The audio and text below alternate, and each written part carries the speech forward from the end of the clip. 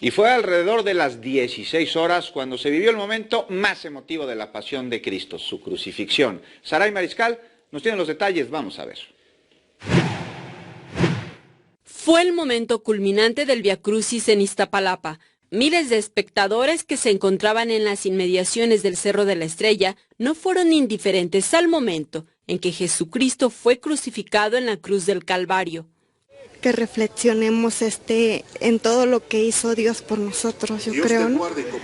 Que ya no seamos, yo creo, Dios creo se sacrificó por los otros para que los otros seamos buenos.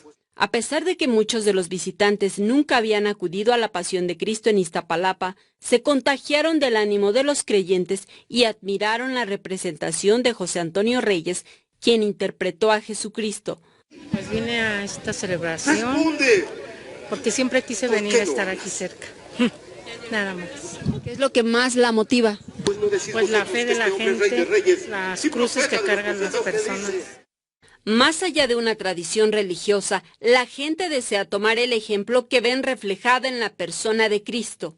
Nos muestran la humildad, la sencillez que pues Cristo tenía hacia toda su gente, hacia todo el pueblo, y pues la verdad es que a mí al ver a toda la gente cómo está codo con codo, no importan clases sociales, no importa nada, sino la gente que viene y no nos conoce y nos invita a un taco, nos invita a un agua.